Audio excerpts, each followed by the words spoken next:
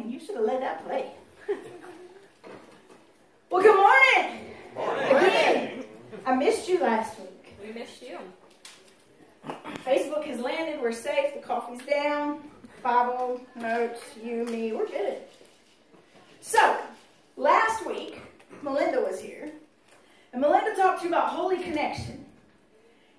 She talked about the 10 Commandments. Lots of people don't like the 10 Commandments. But she presented them in a way that made it relatable, right? Mm-hmm. So this week, we are still with Moses and the Israelites. And this week, the story is much the same as the story has been from the beginning. The Israelites are uncomfortable in this new freedom. The freedom doesn't feel so free. They don't like it so much. What we gonna eat, Moses? So, manna from heaven. What we gonna drink, Moses? Fine, here's some water from a rock. Happy now? It's like constantly, Moses, Moses, do something, do something, do something. This week's not much different. And it's going to be rough. I can relate to both sides. I'm going to be honest with you up front. It's a crappy story. It's another crappy instance where the Israelites again are going, so Moses, dude, what happened? We're waiting. What's going to happen next? So we find Moses and the Israelites in chapter 32.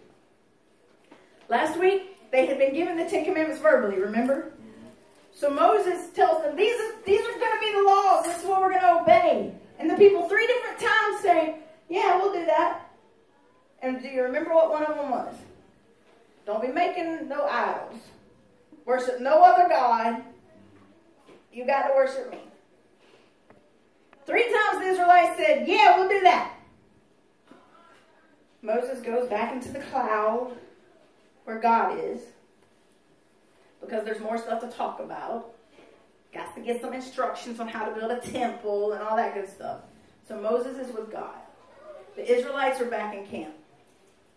When the people realized that Moses was taking forever in coming down off the mountain, they rallied around Aaron and said, do something. Make gods for us who will lead us.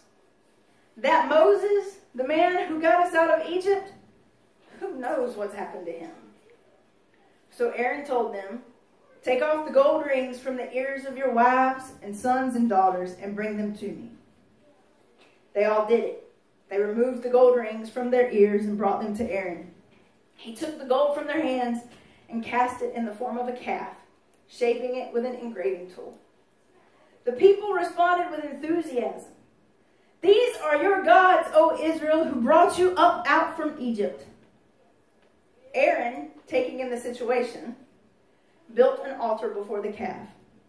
Aaron then announced, tomorrow is a feast day to God. Early the next morning, the people got up and offered burnt offerings and brought peace offerings.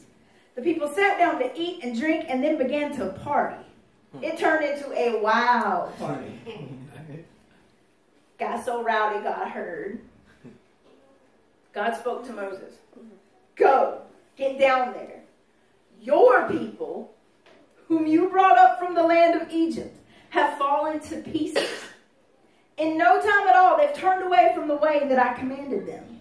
They made a molten calf and worshipped it. They've sacrificed to it and said, these are the gods, O Israel, that brought you up from the land of Egypt. God said to Moses, I look at this people. Oh, what a stubborn, hard-headed people. Leave me alone now. Give my anger free rein to burst into flames and incinerate them. But I'll make a great nation out of you. Moses tried to calm his God down. He said, why, God, would you lose your temper with your people? Why would you bring them up out of Egypt in a tremendous demonstration of power and strength and then let the Egyptians say God had it in for them, brought them out so that God could kill them in the mountains, wipe them right off the face of the earth? Stop your anger, God. Think twice about bringing evil against your people. Think of Abraham, Isaac, and Israel, your servants, to whom you gave your word, telling them, I will give you many children, as many as the stars in the sky, and I'll give this land to your children as theirs land forever. And God did think twice. So again, the Israelites rebel and whine because they're uncomfortable.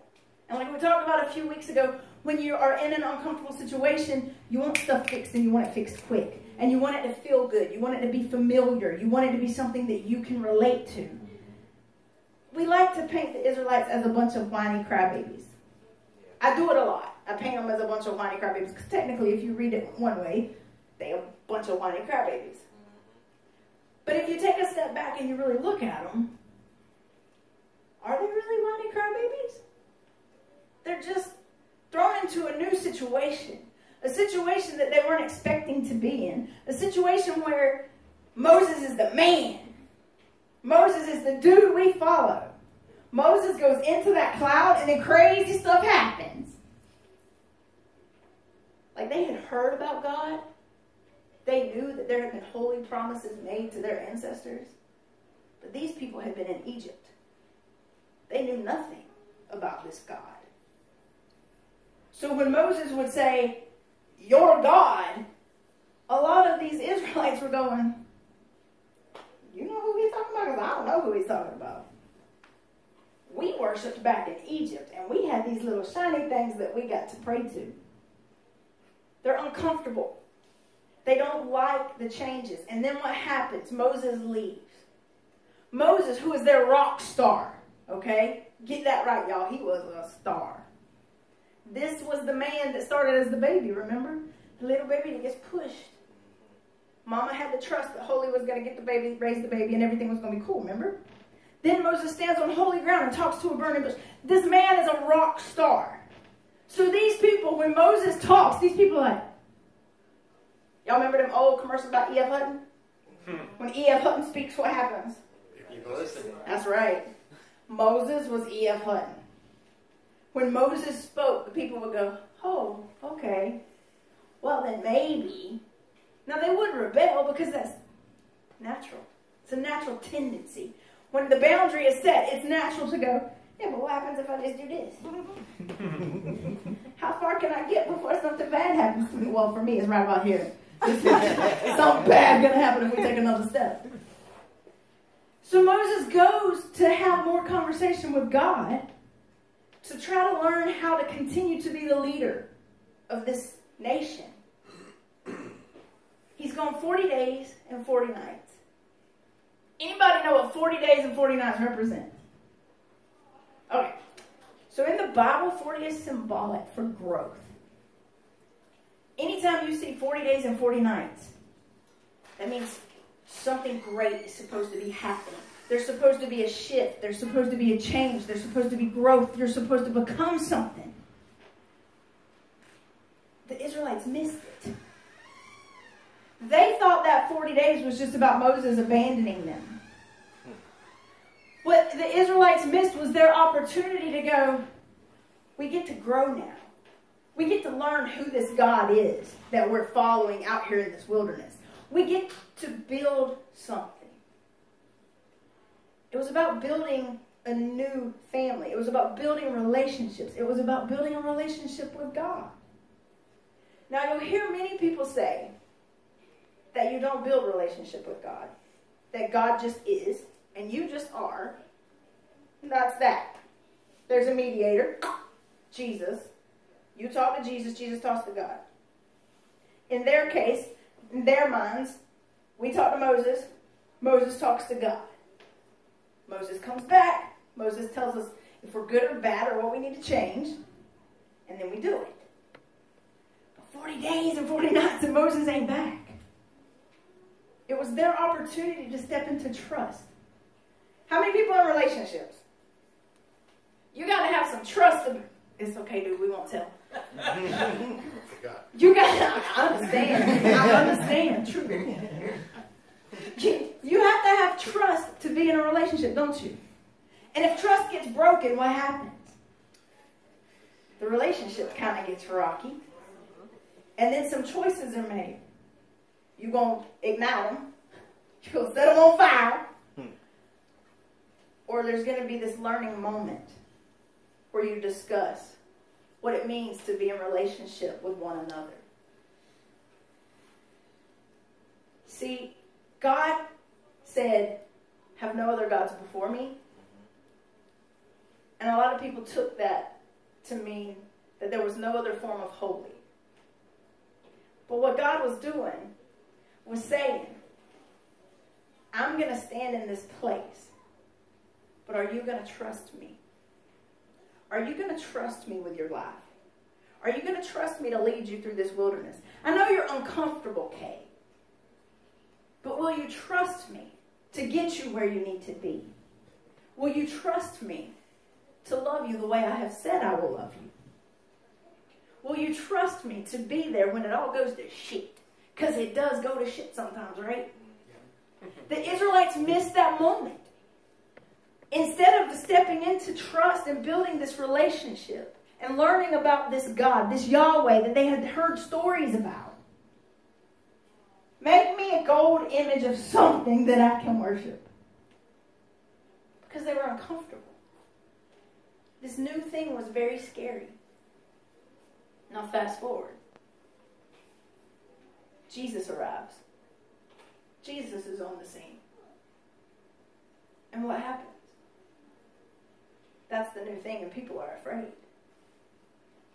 They are afraid of what he means to what they have been practicing. Because we get very familiar and very fond of our rituals, right? We like knowing when the music starts, when the music stops, when communion starts, how it goes. We don't like surprises. I heard last week was a little bumpy. It's okay. She learned. She's a good woman.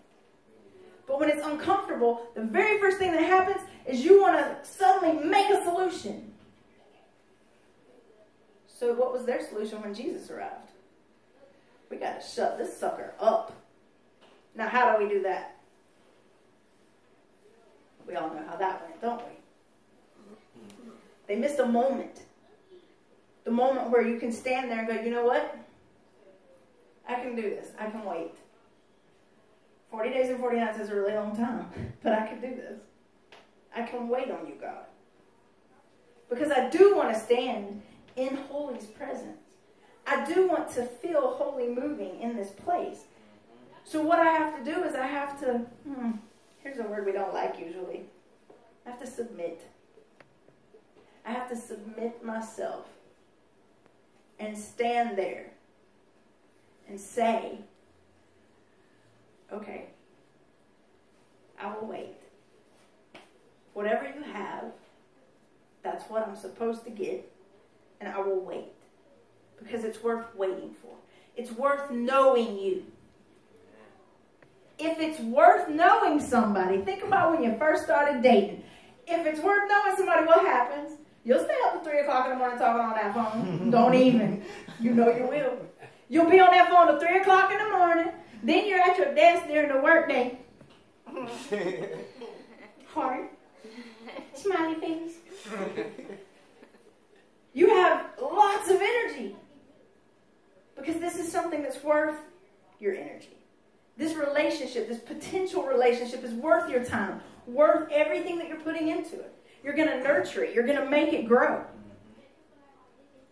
In this moment, the Israelites had a chance to step into that rebirth, to step into that change and say, we're going to build something great here. And it's going to be amazing. And we're going to trust this cloud business that Moses keeps walking into. And we're going to follow. Wherever you lead, we're going to follow. The Israelites, they were frustrating people. But if you look at them from the other side, you kind of feel bad for them. Because, if you're reading it as Moses, these are people you want to slap sometimes. Get your butt in line and do what I tell you and quit questioning me. But then when you look at it, these are people that had been oppressed, and now they've left the only home they knew.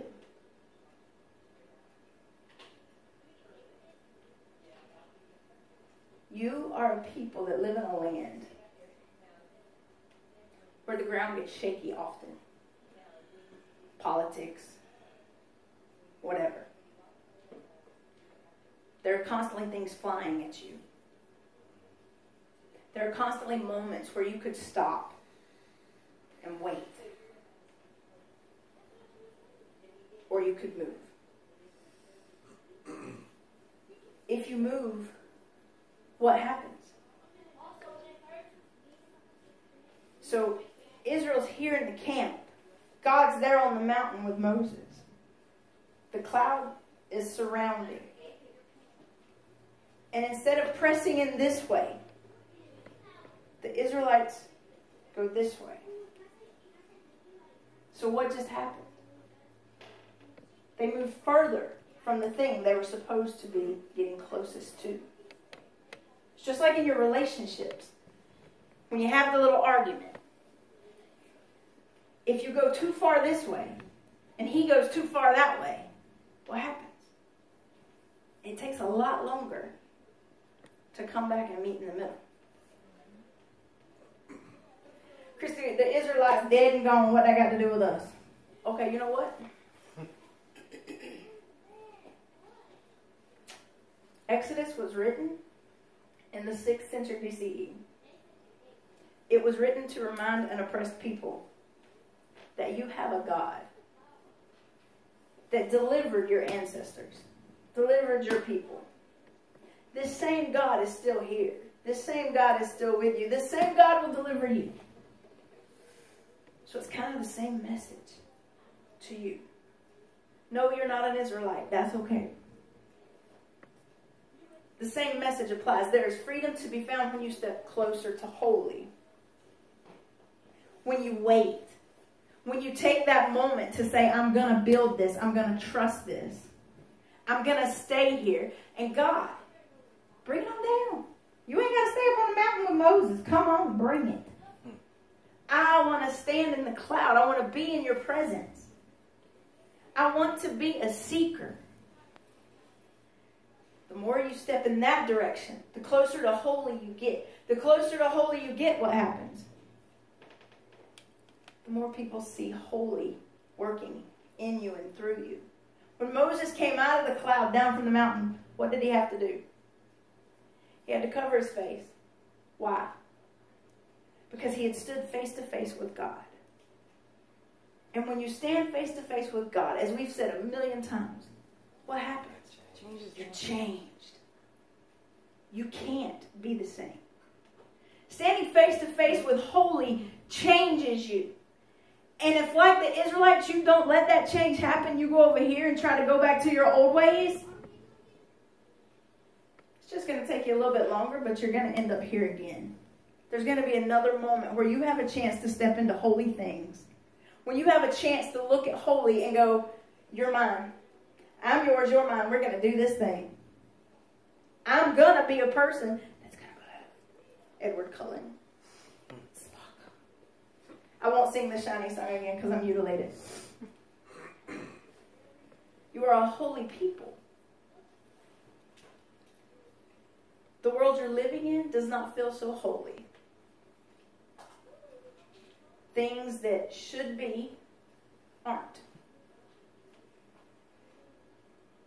You can't change the world, but you can change your part of it. The closer you get to holy, the more you can do these holy things. Because that's the work we're all called to do. You're not called just to show up and sit here. You're not called just to be people that just roam and do whatever happens. You're not a people that are called to show up at your workplace and just deny holy things. You're people that are called to stand up. You want to read my shirt today? You're called to speak up, speak out, and stop hate. What does the Stoll say? You're called to love all. This loving everybody thing is hard work, and you can't do it alone. You have to constantly be seeking a holy connection. You have to constantly be building a holy relationship, because by yourself, you ain't going to get this done. By myself, I can't love some people. I ain't going to name the biggest one I can't love, but I'm just saying, by myself, I can't love people. But the more I say, God, I don't get none of this. But I'll be still. And I will wait. Because what does the Bible say? Ecclesiastes chapter 3. There's a time for everything. There's a time for mourning. There's a time for dancing. That was quoted in Footloose.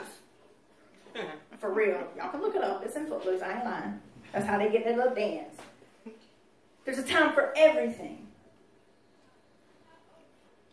There's a time for you to ask yourself, am I waiting? Am I waiting patiently on holy to reveal themselves to me? Or am I trying to create my own version of holy things? Am I trying to let holy build something with me? Or am I trying to fake something? I'm here to tell you, fake it till you make it works for lots of things. It doesn't work with holy. There's an element to holy that you can't fake. You can't create it. And guess what? People know it. The Israelites still got a long journey to go, y'all. They ain't got where they're supposed to be yet. Have you? Nope. Is there more work to be done? Mm-hmm. And if there is more work to be done, what do you have to do? Gotta work for it. Keep working. Holy. Here I am. I'm waiting. And when you tell me to move, I move. When you tell me to stop, when you tell me to love others, I might fuss at you a little bit. But I will try. Holy didn't light them on fire. Holy thought twice. There's another important lesson in that little piece right there. Holy is moved by you. When you call out, holy hears you. And all of holy goes, wait. What? And holy shows up. You just have to be willing to stand there. Or sit there. Or lay there. Wherever you're at, when you call out, you have to be willing to trust that holy is going to show up. And when holy shows up, you believe that you're capable of anything. That you can do anything. You believe that with holy by you, it don't matter if it takes 20 more years, you're going to get some health care. It don't matter if it takes everybody in the NFL getting down on their knees, we're going to get us some equality and justice for every freaking person and not just white folks. Mm-hmm. Because when holy's with you, these are the things you can accomplish. Now some people get upset. Christy, politics and church don't go together. Y'all ain't read this then. Politics is all up in this. Why? Because if you're really going to do what this book says and you're really going to love one another the way you're supposed to love one another, you ain't going to want none of the bad shit that happens to people happening. You ain't going to want people living in slumlord situations. You ain't going to want people going without health care. You ain't going to want people being treated differently than you. You're going to want everybody to have the exact same stuff. Not exact same. We don't want same cookie cutter houses. But I mean, the same opportunities, the same justice, the same equality. Jesus spoke to that.